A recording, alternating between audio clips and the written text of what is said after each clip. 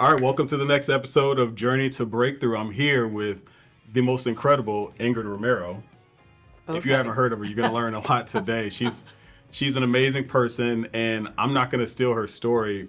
We're going to go ahead and just turn it over to Ingrid. So, Ingrid, why don't you tell us everything that is Ingrid Romero? Who are you and what brings you here today? So how much time did you say we have?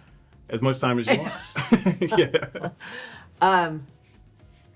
There's so much to that question, Brent, and I appreciate the opportunity. I'm a big believer in stories. I love listening to people's stories. I love listening to any kind of story because I just think it's really what makes every human being unique. And so in my story, as it relates to this, because there's a lot to the story, but as it relates to this, I would say that my story is one of corporate ladder climbing. And I had such a great career. I was in fitness, still dabble in it, but I was in fitness full time for 25 years of just in fitness, and made this corporate climb from instructor to, club manager to district manager to regional vice president of operations to corporate operations to learning and development, and finally landed my last job at 24 Hour Fitness was as a vice president of group fitness.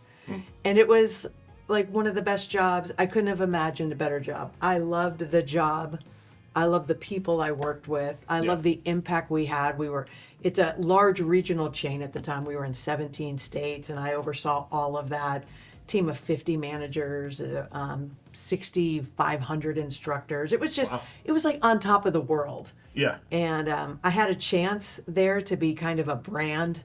I was the first one on social media there. That was back when social media was just kind of starting. And we dabbled in it right away. And so I became kind of the face of 24 for a period of time. And I was in the industry kind of talking about what we were doing. And from there was able to go to New Zealand and was able to go to Australia and speak about it. I mean, it was like this little girl, from New Jersey, all of a sudden is like traveling the world and doing all this amazing stuff. And I never imagined what life would be like outside of 24. And I never imagined that it was really going to change. And then one day it did. And one day it did. One day it did. Speaking of 24 and fitness, Ingrid punched me in the eye before. I'm just kidding. I did not. This is what's going on with my eye. If you thought she sounds really nice. No, I'm just kidding. I have a whatever going on with my eye, but just wanted to get ahead of it. Hey. This is not how I normally look. Next time you see me, it'll be different. You know what I would always say to that is you should see the other guy. Well, you're the other guy. Nothing happened to you. Yeah, nothing happened to you. No. I'm quick and scrawny. Yeah. I was going to say, so it's actually, it is very impressive. You climb the ranks, because I've heard this story a little bit in the past, right? But you climbed the ranks, you achieved pretty much top of the mountain here at this company. And, felt that way. And then I know, and I'm sure you're going to segue into that, you ultimately moved on from 24, because obviously you're not with 24 today. So. Correct. And so it was just over 12 years ago. Okay. It was a private equity move. I've since told people that I'm allergic to private equity. But the truth of the matter is I've been on the good side of PE, private equity. Yes. And this time I was on the wrong side. Right. And that's just kind of how it works. And if you're in business long enough and doing this kind of thing, you're bound to experience both sides of it like I did. Right. So I don't hold it against anybody. I've never been negative about it. I've always said this. I was paid well for the job I had at 24. I was paid pretty well to walk out the door that day with 19 other people. It was a massive restructuring. Yes. I guess that's what you would call it, restructuring. And then I had stock option. I was paid pretty well again when they sold. So I have nothing bad to say. It was a very amazing time in my life. And from the financial security part of that, it was great. Right. Yet, when all of a sudden you're all of this, and then the next day you're none of that. Yes. It's the truth of the matter is, as much as I would like to believe it wasn't true, my identity was wrapped up into my job. That's who I was, not just what I did. And I've since learned a lot about the difference between those two. Okay. There's who you are as a person, and then there's what you do. And sometimes we put this on top of that. And we go, what I do is actually who I am. And I go, actually, no.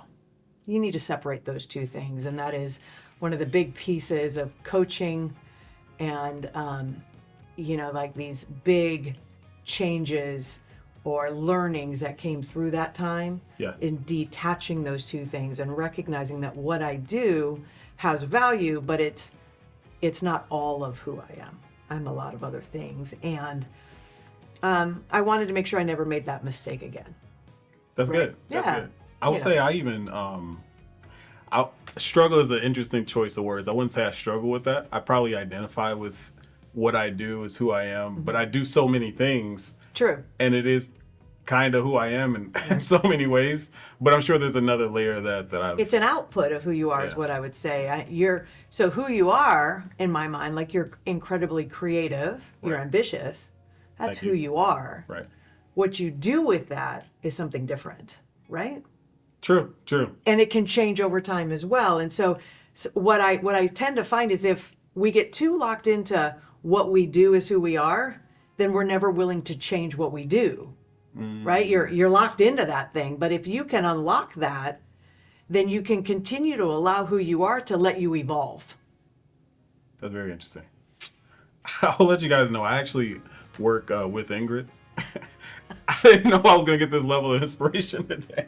We just started. And I'm already like, wow. And there you go. Yeah, And there it is. That was really good because I'm like, the truth is a lot of what I've done over time has changed. But the core of who I am has always kind of followed me through that. So that's a very interesting point. And it's, Reach that, brother. Yeah. Reach that. No, I like that. That's I like good. And so when I left 24, That. Okay. suddenly, and was like, oh, well, this is interesting. And I remember like that first morning afterwards, I was taking my kids to school, and my daughter came in, who was maybe 11 at the time. Yep. She came into the bedroom, and she's like, she had like this to-do list for me. She's like, can you do this today? Can you do that today? Can you, and she's like going through this thing. And I'm like, excuse me? Like, she's like, well, not like you're working anymore. Literally. Like that kind of levity hit me in the face. I'm like, well, okay, you're right. I'm not. What am I going to do today? So those moments were very real for me. And because the cool thing was that because I was out in the industry a bit, I went to an industry convention that very next week. I was already scheduled to go. And I tell the story like the industry caught me. Right.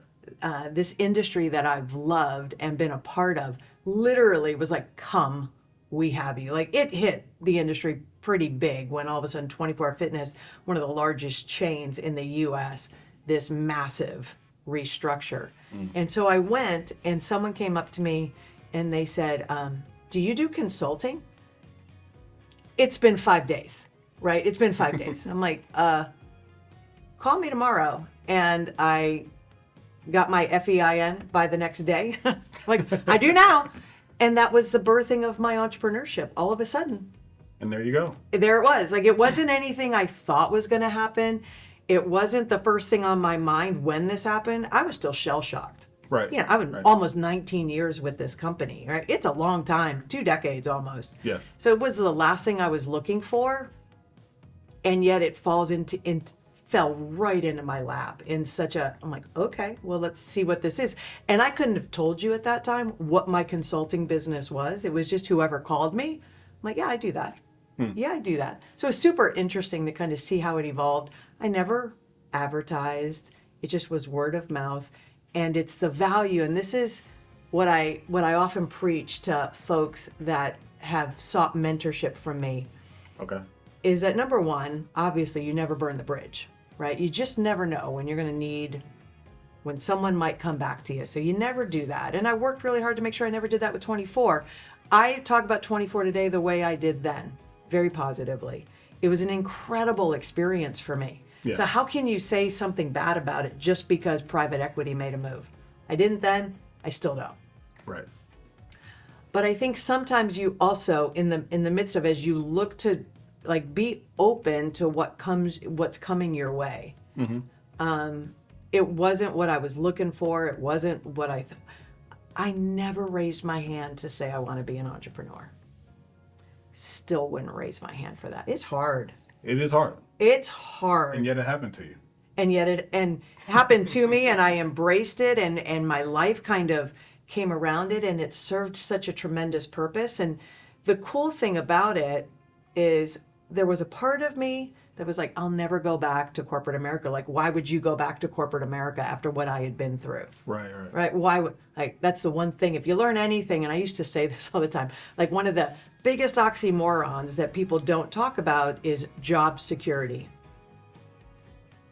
Doesn't really exist. No. Right? Doesn't really exist. If you don't know what an oxymoron is, it's like jumbo shrimp. It's that kind of thing. No, for sure. But job security, like who really has it? The truth is, when you think about security, or this is like a thought that comes with security. Yeah. When you think about the highest level of security, it's a prison. Okay. Right. Where are you going? So the idea is, it's like sometimes there's like two sides of the coin, right? There's like one side is like, oh, I want job security, but I believe I have it. But the other side is like, are you actually trapped Oh my gosh, that's in so what good. you're doing? That's so good. Right? Yeah. To the whole point of like the identity crisis of Yeah. what I do is who I am, and it's not necessarily the case. But if you have this like wrapped up in your head around job security, you might be tied to something that's... Now I'm tracking 100% with you. Yeah. Now I'm with you. Yeah, You're yeah, exactly yeah. right. It can turn into a prison if you don't believe that there's something more that could happen, or that there isn't a next, or there isn't a more, however Right. you want to say that. Yeah. I used to talk to a lot of folks in the fitness industry, and one of the things they say is like, there's life after 24. There is life after that. There is something else to come. Mm-hmm. You may not know what that is. That's okay. Right. That's okay. You know, like you just keep walking, you keep trusting, you have faith, and you know that's an important part of who I am, is just believing that it's not just me ordering my steps. It's actually not me ordering my steps. The God that I love is ordering my steps, and there's divine intervention in that, so I can trust Absolutely. in that as well. Right. That there's something that's next, and that I just haven't maybe discovered it yet, but I believe in what's next always. Absolutely. Right.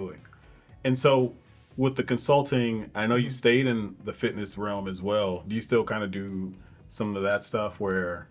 Not as a consultant anymore. Okay. I really found, and this is again just in terms of evolving and the evolution of who I became. I was doing a lot of consulting in fitness, and discovered that it felt like Groundhog Day to me. It felt like I could go into any fitness facility and I could talk to, the executives there, and I kind of knew what they needed to do. I kind of knew. Right. Like, it's not that different. Like, one begets the next. It's kind of a similar story. There might be a few nuanced changes, but it felt like a somewhat similar story. Yeah. And I was kind of over it. I'd kind of gotten to a point where I'm tired of living. I felt like I just kept reliving the same story, hence Groundhog Day. Yes.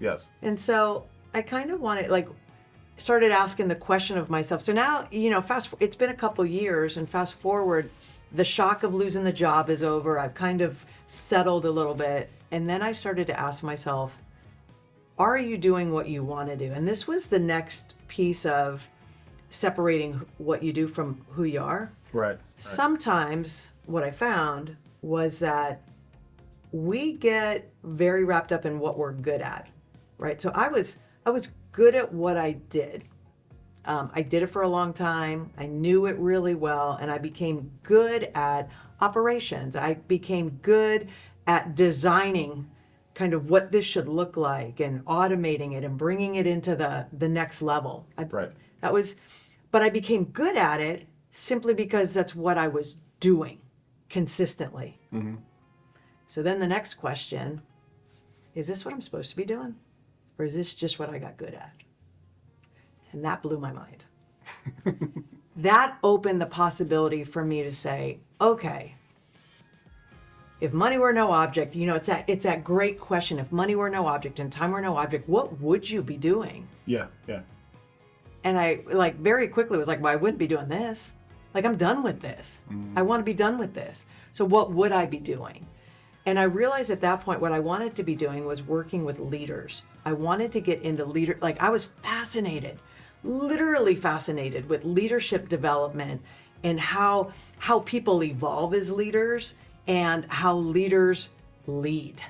Yeah. And all the different nuance. I became fascinated with that. So then I switched gears completely and went and got a certification as a life coach and a leadership coach and started bringing that into the equation. And lo and behold, my work shifted into more of an HR realm of sorts, but it was really like organizational design and development and putting people in the right jobs and understanding kind of what that is supposed to look like and working with leaders around what it is they really want to do. Because my journey, right, once I got through my journey and the evolution of that, it became something that I wanted to talk to other folks about. I wanted them to experience some of the joy that I had found, the fulfillment that I found when I was able to unlock those two big things we just talked about. Number one, what I do from who I am. Yeah. And then unlock what I want to do from what I just got good at over the last 25 years.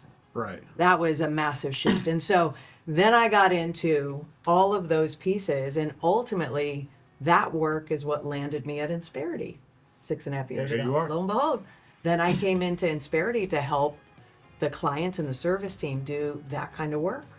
And so then all of a sudden, here I am back in corporate America, on the last place in the world I thought I would go.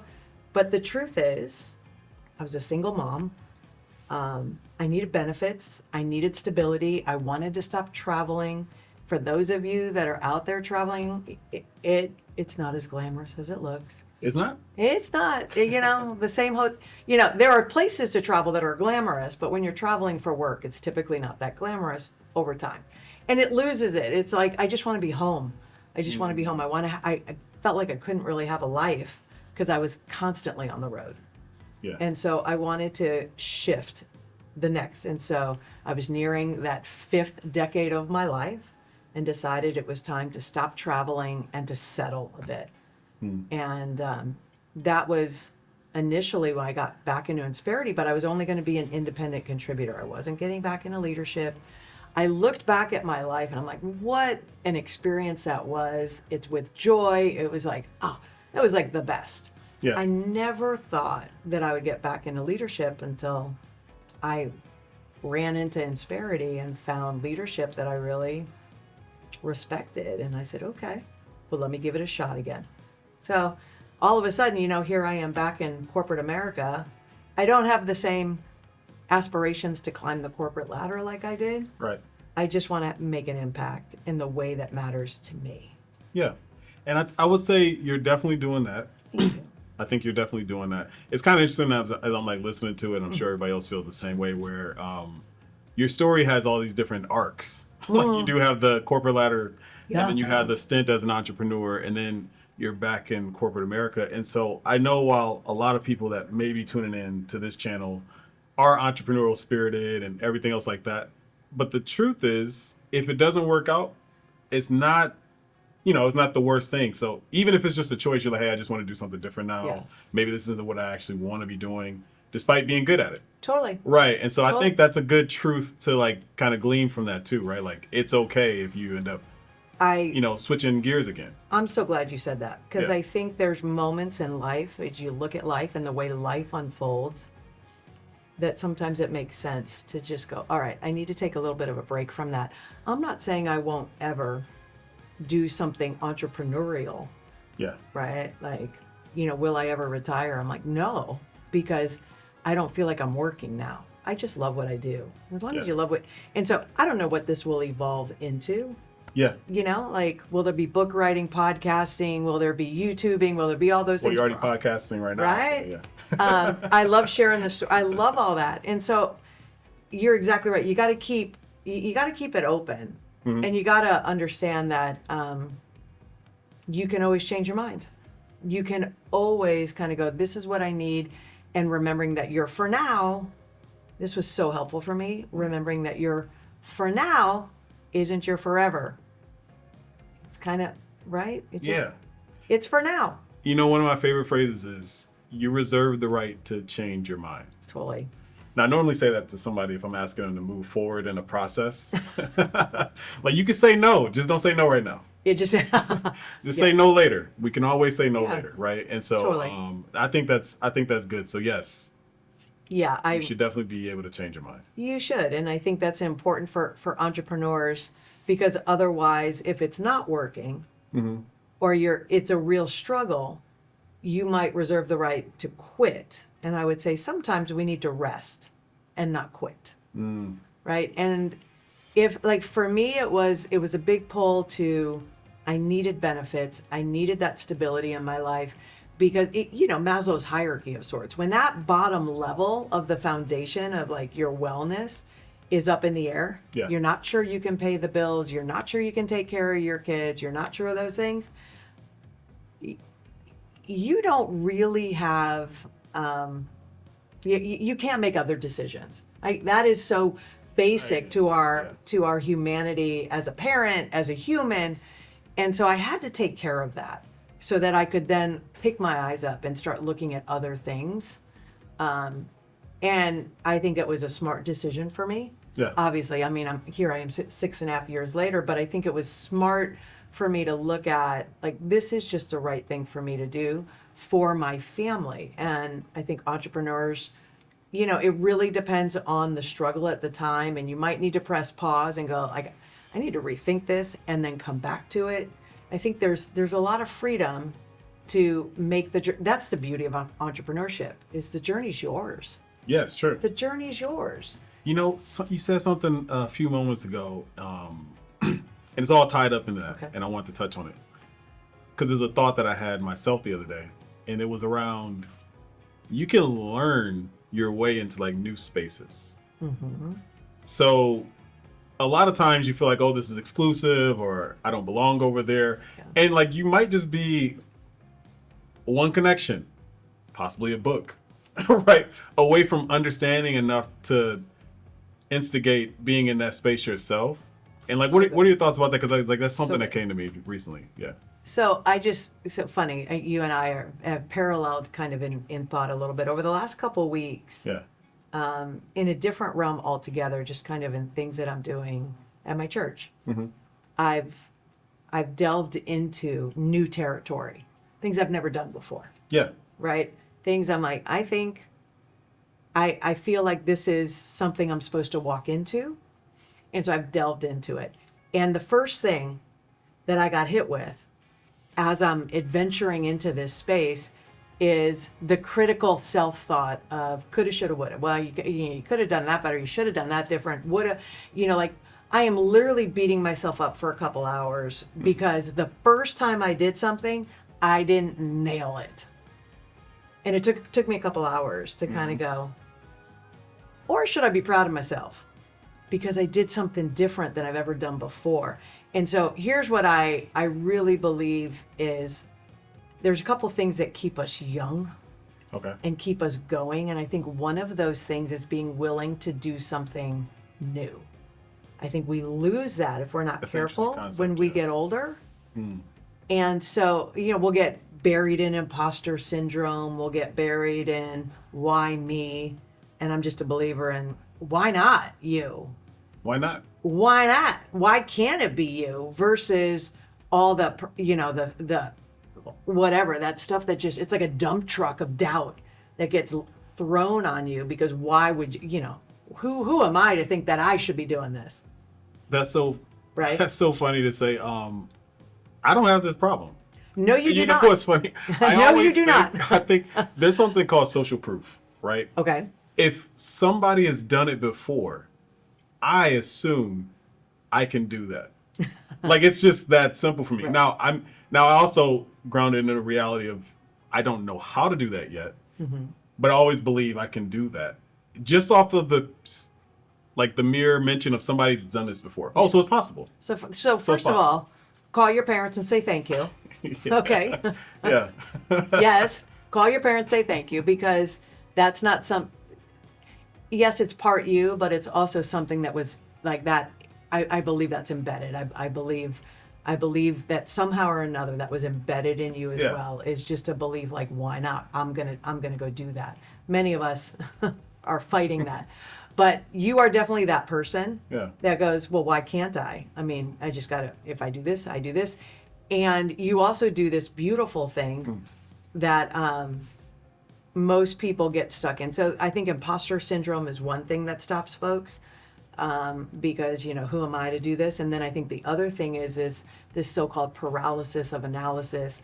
Or in my case, I had one of my favorite CEOs used to tell me, Ingrid, you're trying to build the Starship Enterprise, and all you need to do is get the sucker off the ground and then build it from there. Just get it off the ground. Just let it be good enough, right? So show up messy, show up where it's not all the way together. Don't worry about that, because when you show up messy, you've left 80% of the people behind you that couldn't even have the gumption to show up messy. That's real. Right? Yeah. And so if you can show up messy and you're like, oh, and then you learn as you go, which is actually more realistic to how it happens for every successful entrepreneur. They learned as they went. And companies. Think about Yeah. this. Okay. You have, this isn't going to be company slander. You have an iPhone. Yes. What iPhone is it? Oh, you guys, like you are going with this We're now. not gonna, this is great. This is going to be good for you later, right? What number is on your iPhone? What do I What's have? the latest one? Is 16 maybe? Latest 15? Yeah, something. I don't even know. Well, 15, 16, either Right. way. That means there were 14 other models That's right. that aren't actually what you have today. That's right. And that's what people got to think. Like, iPhone delivered a product that was not perfect, and it wasn't meant to be. And they knew that they would was make an gonna improvement, evolve. an improvement, an improvement. And the current model is a significant improvement on whatever the original was. And every 2 years, lo and behold, I need a new one. Well, we won't, that's Okay. a whole different thing. I won't even go there because I'm not even, But This is not about that. but the idea is that's the spirit That's of what right. you're saying. That's exactly like, right. You should just know that the first thing isn't going to be great. No, it's not. And if it is, wow, lucky you. Yeah. But lucky It's is just, not a it's still strategy. going to get better from there. And it still has to get better from there, That's right? right. So That's right. I think that's a very important thing. Like, you don't have, the whole thing is like, you don't have to be great to start, but you have to start to be great. Like, it has absolutely. to come that way. It's got to start somewhere, and it's going to start, if you're courageous enough and wise enough, you start from wherever you are and you just show up. And more than like, name an entrepreneur, I think almost all of them will say something similar to that. They didn't have it all together when they started. They started, and the evolution is that. I mean, I've listened and talked to I've listened and read a lot of Brendan Burchard. Okay. And these are names that are now multi-million-dollar, coaches, and they have the online business, and they have like so many different facets of their business. And they would say they started with one, and then it grew, right? So there's always an evolution to what that is. And I know for me, the struggle for me in entrepreneurship is exactly that. That I want to have this plan. I want to put it all together. And it's so funny that my entrepreneurship stint was like anything but planned, right? It was nothing, like as if God isn't saying to me like, hey, you got to trust me a little bit more in this because your plan is just that. It's just, it's okay. But I got okay. more. It's okay. Like, Your plan's over. it's just all right. It's I just, saw that the other day. yeah. Oh, that's funny. I have these special moments, speaking about faith, where I don't know why I'm doing things all the time. Like, it's surprising. Like, my wife, she's like, you always act without fear, or you're so courageous and just always doing stuff. I'm like, sometimes I have no idea why I'm doing this right now. Something is on me to do this. Yeah. I don't know why, but I have to follow that because it always just seems to work out. But it's a trip. I literally just like he's guiding me on this. Yes. And I got to do it. And then Wow. I'm doing it. And even this podcast was something, Yeah. this was so spur of the moment, you wouldn't even believe it. And I've already lined up all these different speakers to include yourself. Right. And it was totally random, but it was like, oh, this is what you got to do. But even in that, Brent, one of the things that you did that I think is remarkable is because you went public with it. So point number one that you did that was really positive is you went public with it. So like self accountability is pretty high because I just said I was going to do it. So someone's going to go, well, what happened to that if you don't? And then, That's so right, someone, That's so it true. might be Key, but I don't know. Could be me. But then there's the next piece that you did. And then you lined up all these people, all these guests. And so you have this natural way of going, well, now it has to happen. Right? You That's brought true. that on yourself. It's a commitment thing. I literally live on commitment things. I have to do things to force my hand. Because the more committed you are, like, you can't back out now. Like, we're Yeah. too locked into whatever this is. The whole thing, I think I may have shared this with you. I went on my Instagram. I got all these speakers lined up for you guys. It's going to be amazing. And somebody was like, how'd you get all these speakers lined up so fast? I'm like, well, I didn't. Like, what are you talking about? I was like, I just said that. I was like, I know some good people. I'll have these conversations. But Totally. the more you broadcast it, Yes. well, now it has to happen, to your point. Because it's like, I didn't just say, like, I like to pride myself on not lying. You've Yes, heard you me do. these things. Yes, you do. You've heard me say these things, right? So, like, I do this thing where as long as I don't lie, then I'm good. That's And right. so if I say something, it forces me to have to do something now. I got you. And so, yeah. That is not necessarily, like not every human does that. You know that, right? Yeah, I know. It's a superpower that I have. All right. So you just brought up the word commitment. Mm-hmm. And it's funny. I've never shared this story. So you'll probably hear it twice this week because now I'm thinking about it. Now it's got to come up later again. I'm bringing it up later. But there's a big difference between commitment and compliance. Okay. And I have a story that I used to share about that because, commitment is something every leader looks for. We look for commitment in our team, from ourselves. We look for that. And oftentimes we get stuck with compliance. Okay, so the story I tell about that is I was traveling for work, lo and behold, way back in the day. And this was back when I was working for 24 Fitness, and I think I was in Salt Lake City, flew into Salt Lake City. And when you work for a fitness company, you start the day with a workout. That's just what you do. Like, we got Makes sense. right? Yeah, I think so. Meetings were always like, you'd always go to the gym first, have a workout, then we'd all go back to the hotel and get cleaned up, and then we'd go up for a meeting. Like, that's how it was. And this was a training I was doing in Salt Lake. Flew in the night before, and the next morning met one of the other gentlemen that had flown in from a different city to join me. Someone was gonna pick us up. We were gonna go to the gym to work out like normal. Yeah. So we walk we meet down in the lobby of the hotel. And the lobby of the hotel, when you walk in, you walk in this way, the desk is right here, and there looked like to be a sitting room, there was like a little hallway you could go down into a sitting room. But we were like right at the front desk. Okay. And there's a window that looks out at the parking lot. So we just were hunkering down right there. It was cold. It was winter, so Salt Lake, it's cold. And we were waiting for our ride to come get us.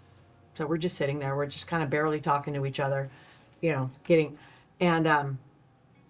the guy behind the desk was he was a graveyard employee, right? It's like 5:00 in the morning. And so he's not necessarily like top of the morning to y'all. Yeah. He's just hanging out, right? He's not used to people being in the lobby with him at 5 in the morning, for Yeah. sure. Yeah. And so all of a sudden, as we're sitting there waiting for our ride, there's this sound. And I know you don't drink coffee, but for anyone out there that drinks coffee, you know the sound. And all of a sudden, this sound came, and it was like the end of the percolation, where like the coffee just finished, and we didn't know that there was coffee, but all of a sudden, that revelation, like, oh, there's coffee. And we look at the guy, he goes, yeah, I have to make it every morning.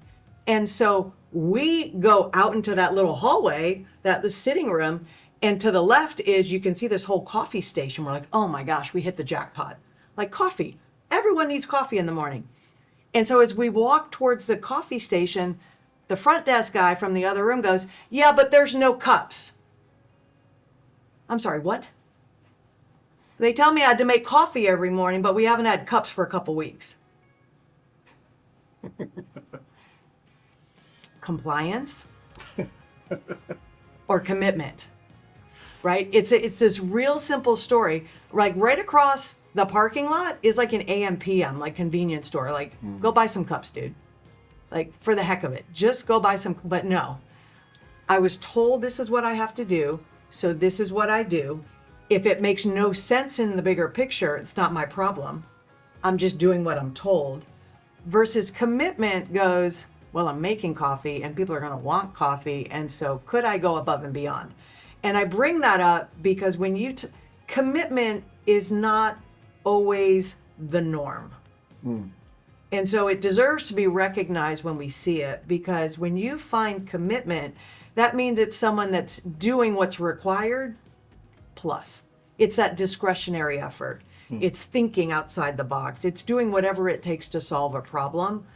And it is such a wonderful part. And I believe if you're an entrepreneur, you have long since passed by compliance and you are committed to the cause that you have created. And I think in a lot of ways, that's what stops folks from becoming an entrepreneur. So long story long, let me be clear.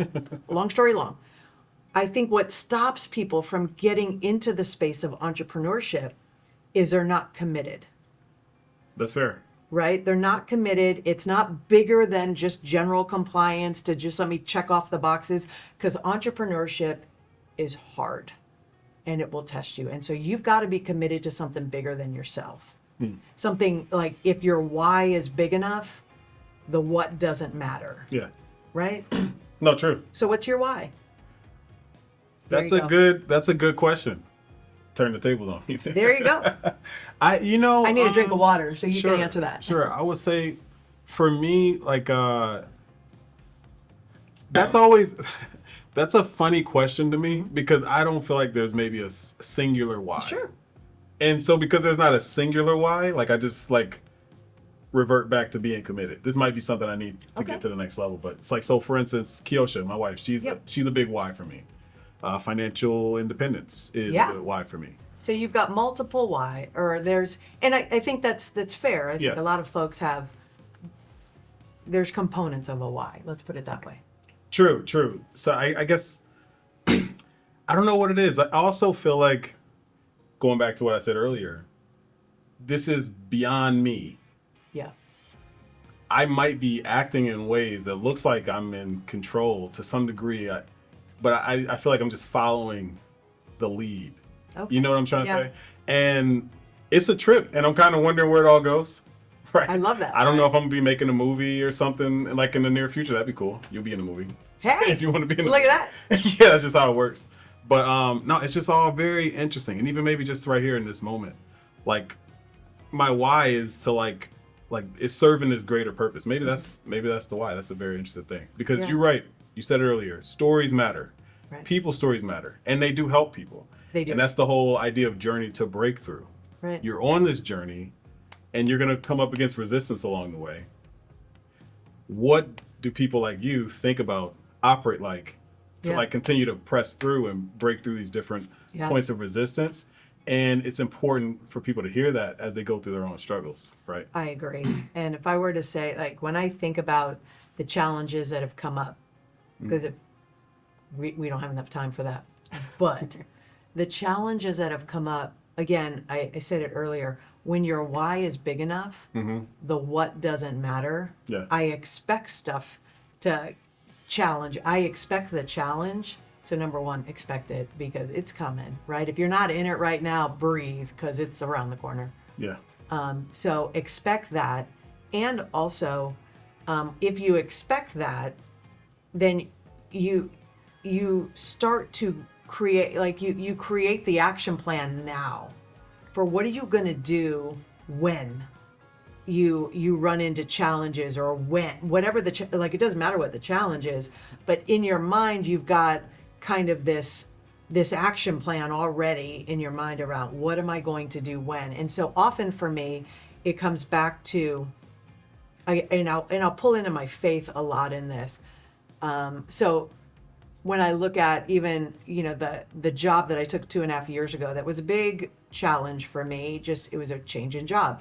So number one, at 51 years old, I switched careers into HR, right? I thought So, you were 29.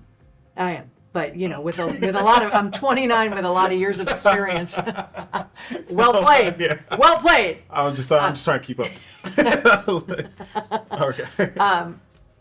Like I changed careers completely, and then I changed again 2.5 years ago inside Insperity, but changed into a sales role.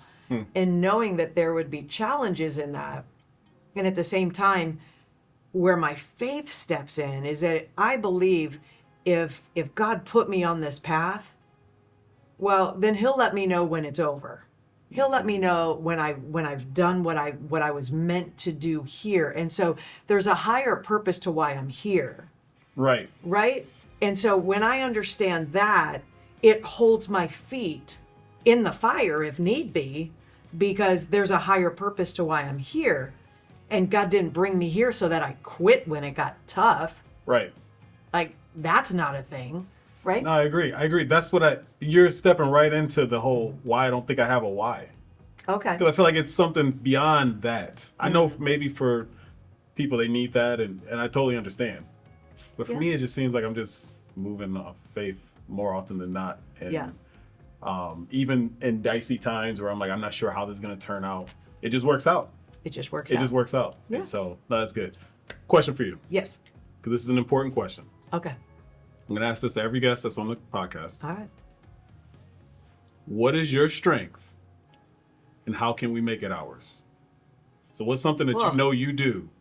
Like, yeah, I do a lot of things. This thing I do. And what is a practical application for some other people to make it theirs? All right. What is the strength that is me? If I were to wrap up one thing, and I am honest. I think I've got strengths. I think they're plural. That's fair. I'm old enough to have more than one. I've lived enough life to have more than one. But I think that the strength, I think the faith, I'm going to come back to faith because it has held me and then given me vision and purpose, right? So without vision, people perish. I believe that is true. But let me say it this way. I believe that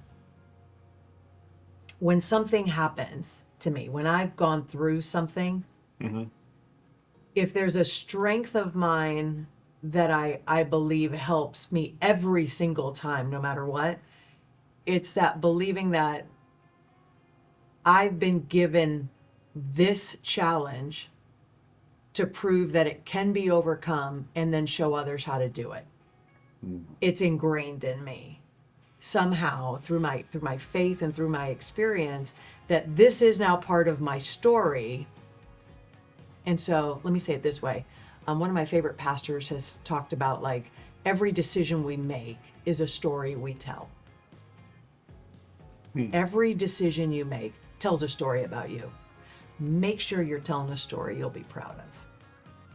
That's really good. It changes the game for me, right? It changes it because I'm no longer just reacting to things, because that's not a story I want to tell. It holds me accountable to look at everything and go, okay, what do I want this story to be? And how do I want to tell this story going forward? Right. And then align my behavior and my actions underneath that, because I believe that challenge has been given to me for a purpose, whatever it is. That can be personal. To know me is to know there's been divorce, there's been massive job loss, there's been financial, you name it. There's been a lot of things that have happened in my life. And I'm not afraid to tell those stories because I'm not alone. I'm not alone in those stories. We all have them. Right? We all have them. That's I'm still lost in the gravity of the decision thing. It's good. I know. It's good. Every decision you make tells a story about you. It does. Tells your story. That's heavy. Right. So decision to decide is like to cut off things. Yeah. So other options don't exist now because I made a decision. That's right. Decision. And so I often joke with Kiosha, my wife, about this. I'm like, this was a choice you made. She's like, what do you mean? To be with However you. well, not me. Well, I'm just that's funny. That one too. That too, right? Hey, working out. I think it's working out okay for her. But like you got to know this was a choice you made. That's right. Good or bad, this was something you decided to do. Now we can recover if it was bad. You can celebrate if it was good. Right. Just know this was a choice that you made, whatever it is that action is. But I like that. Every decision you make is telling a story about you. Is it telling the story you want to be told? That's crazy. It's good. Yeah. That's good. It'll hold you. And every now and then, as you're making a decision, and when it's more emotional. Yeah. And not that every decision we make is ultimately emotional. Like that is how we make decisions. But have I balanced it?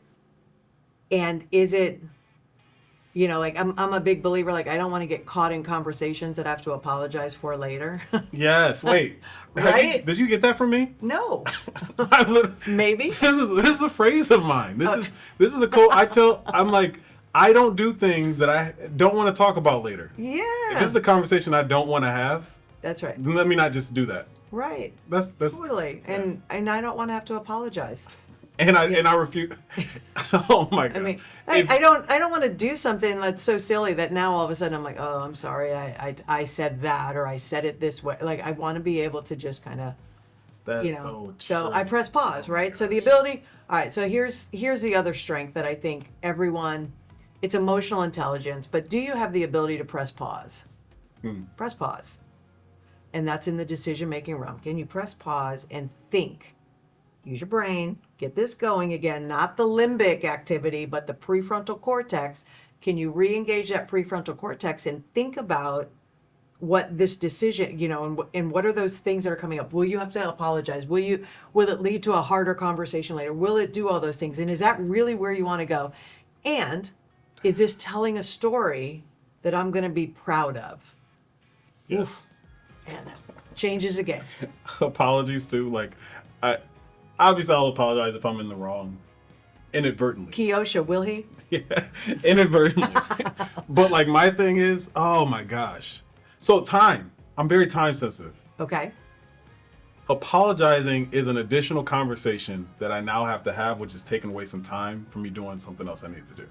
See, you are so driven. Like I literally don't have time to apologize to you, which is why I shouldn't do the wrong thing in the first place. Okay. I think if you apologize, there's a part of you that knew it was wrong when you did it. More often than not. Yeah, it's not like, typically you're not just blissfully unaware of something that you did wrong. So, man, And if you are, that's a whole nother conversation. that's all. For a different day, even. For a different day. Ingrid, this was great. This was super fun. I was looking forward to this.